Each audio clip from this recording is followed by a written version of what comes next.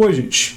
A principal razão pela qual Donald Trump invadiu a Venezuela e sequestrou o presidente Nicolás Maduro é o petróleo. Sem dúvida nenhuma. É muito importante que as pessoas que leem esse título, não é apenas o petróleo, não se esqueçam que é principalmente o petróleo.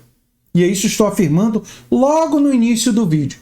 Mas não é apenas o petróleo. Existem outras questões envolvidas que muita gente não vai abordar porque muita gente não está acompanhando a política estadunidense com a atenção que eu acompanho.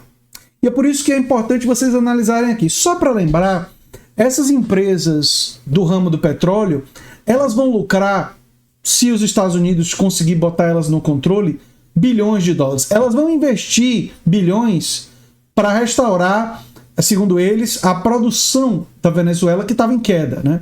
Só que vão lucrar muito mais. Estarão no controle de um recurso natural de valor gigantesco, o chamado ouro negro, né? Agora, gente, não é só isso. Existem outras questões envolvidas. O Trump estava em queda livre de aprovação. Essa pesquisa aqui é de 16 de dezembro de 2025, quando ele caiu para 39, mas pouco tempo depois ele caiu para 36. A aprovação dele.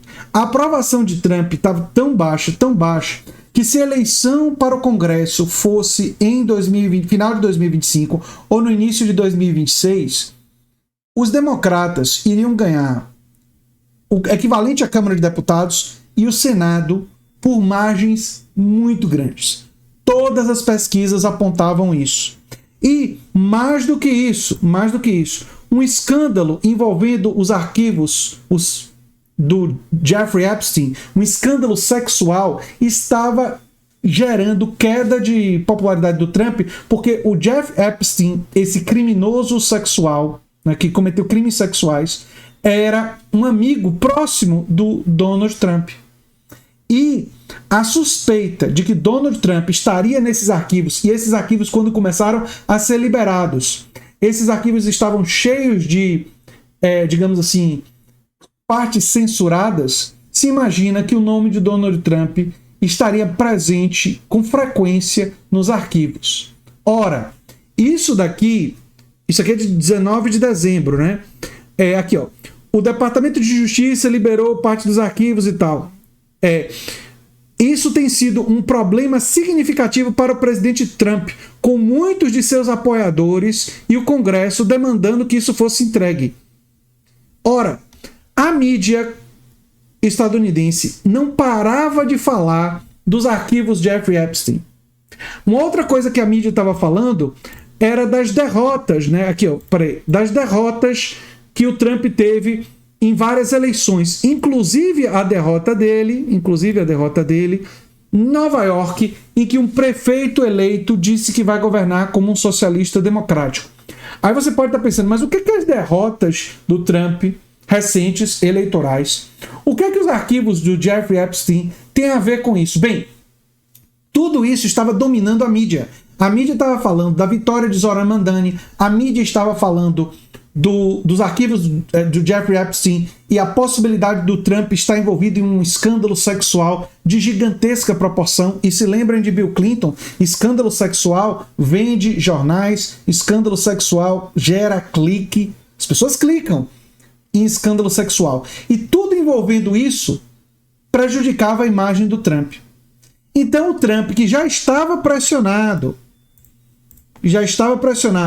pelas firmas de petróleo, que já estava pressionado por gente dentro do governo dele querendo ter uma posição mais intervencionista, ele viu uma oportunidade de conseguir várias coisas com uma atitude só. E eu vou explicar agora quais as coisas que ele conseguiu com essa atitude. E pra vocês verem como o imperialismo é uma coisa perigosa. Por um lado, ele consegue que essas empresas ligadas ao petróleo agora elas vão financiar o Partido Republicano, congressistas e senadores republicanos com muito dinheiro nas eleições desse ano.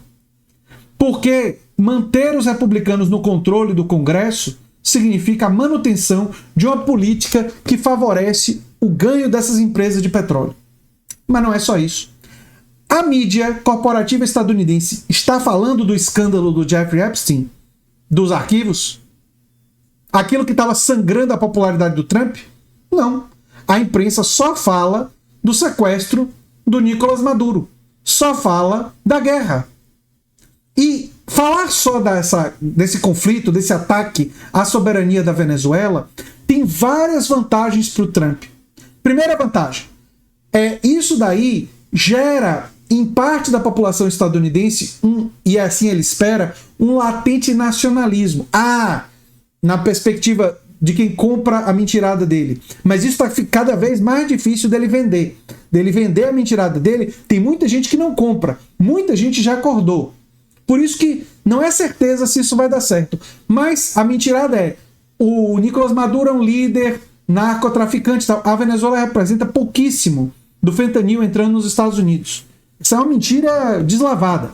Porém, tem gente que compra isso. Essa é uma estratégia. Mas uma outra coisa, vira uma enorme cortina de fumaça para não se falar mais do escândalo do Jeffrey Epstein, dos arquivos e potencialmente a presença de Donald Trump nos arquivos. Também não se fala mais nas medidas extremamente populares do Zoran Mandani, que de cara enfrentou os interesses de proprietários de apartamentos que cobram aluguéis abusivos em Nova York e não prestam os serviços adequados nesses prédios. Não tem condições de limpeza mínima e tal. Pois bem, o Zoran Mandani foi para cima desse pessoal. Isso está sendo noticiado pela mídia muito pouco.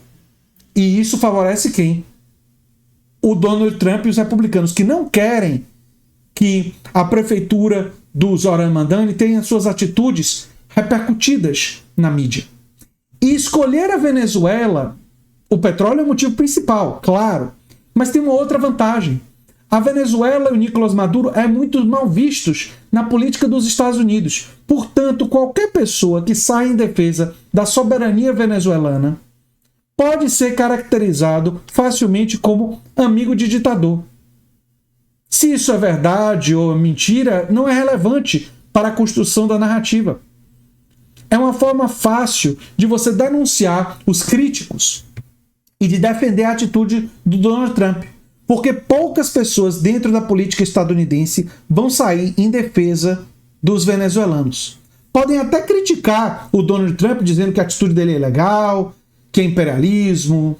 Podem até mostrar que outros países são mais violadores dos direitos humanos, muito mais do que a Venezuela, como a Arábia Saudita ou mesmo o aliado dos Estados Unidos, Israel, que matou mais de 240 jornalistas no genocídio em Gaza.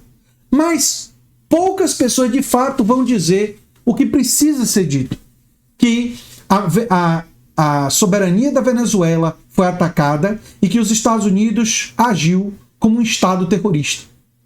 Isso será dito por muito poucas pessoas. Poucos vão ter coragem de dizer que os Estados Unidos não apenas cometeu um crime, é mais até mesmo do que um vilão. O Estado dos Estados Unidos, o governo estadunidense está agindo como uma nação terrorista. Está produzindo terrorismo na Venezuela para fins comerciais, para lucrar. E para que o seu presidente atual escape sem ser arguido dos escândalos, das derrotas e dos problemas que os Estados Unidos têm nesse momento em relação à queda de emprego. O tarifaço fez a vida ficar muito difícil de ser vivida, porque o preço das coisas de tudo disparou. Tudo isso, Trump quer que as pessoas não falem sobre isso. Porque falar sobre isso bota uma luz sobre a gestão pavorosa dele. Então é uma forma ótima de desviar a atenção. Não olhe para aqui não, gestão tá horrível, olhem para cá. Que ele quer se posicionar como alguém que está combatendo narcoterrorismo, que está combatendo ditadores. Claro que é uma fraude. E o Brasil precisa ter clareza disso, os brasileiros precisam ter clareza disso, porque há uma grande possibilidade que a nossa soberania seja ameaçada no futuro próximo. Se o mundo, e o Brasil precisa fazer parte desse mundo, não se posicione com firmeza em condenar e atacar essa atitude dos Estados Unidos e defender que a Venezuela tenha sua soberania preservada. Isso vai exigir coragem. Isso vai exigir também que as pessoas tenham clareza de que as eleições desse ano não vão ser eleições normais. Os Estados Unidos vai tentar de diferentes formas interferir. Talvez não tanto como fez com a Venezuela, capturando o presidente, porque a situação no Brasil é diferente e porque a imagem do Brasil nos Estados Unidos é diferente da imagem da Venezuela. Fazer a mesma coisa com o Brasil seria muito mais difícil. Mas não devemos nos enganar. Os riscos do imperialismo interferir e agir em prol da extrema-direita estão colocados. E nós temos que ter clareza disso para enfrentar isso de olhos bem abertos. E saber que os neofascistas, eles têm um objetivo: poder. E reconhecendo a queda de popularidade, reconhecendo como o escândalo do Jeffrey Epstein prejudicava ele, reconhecendo que os interesses das grandes corporações ligadas ao petróleo são os seus mesmos interesses e que ele poderia comprar financiamento dessa gente para ampliar o financiamento deles nas disputas desse ano e em anos futuros, Trump realizou esse ataque por todos esses motivos. Para desviar a atenção, ao mesmo tempo que favorece os interesses da indústria do petróleo, para que essas indústrias financiem a campanha de seus aliados. É um projeto de poder neofascista e de exacerbar o que há de pior num capitalismo que já é muito excludente e que já produz muita concentração de riqueza e de poder. Nós temos que ter clareza disso, gente. Porque essa ameaça vai voltar os seus olhares para o Brasil em breve.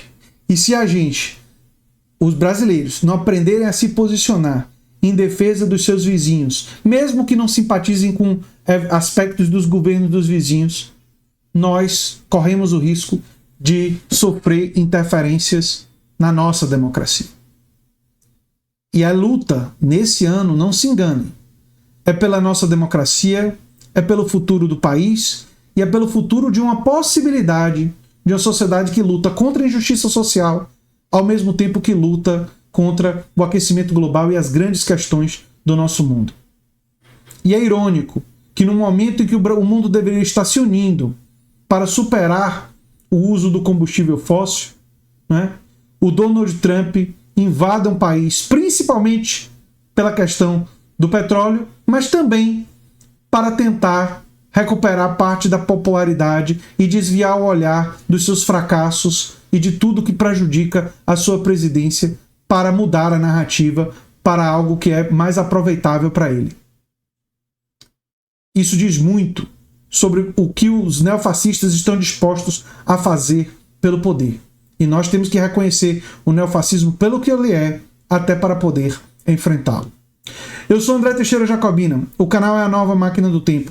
E se você gosta do que a gente faz, se inscreve, dá um like, compartilha, quem sabe se torna membro ou apoiador, quem sabe faz um dos nossos cursos, o curso Como Entrar no Mestrado ou Doutorado está no comentário fixado, é um curso que busca ajudar a pessoa numa pós-graduação. Se você quiser ajudar o canal, pode virar membro, apoiador, pode fazer um pix para andretj@terra.com.br. Um abração, até o próximo vídeo. E se você gostou desse vídeo, provavelmente vai gostar do vídeo sugerido aqui no final. Tchau, tchau, gente.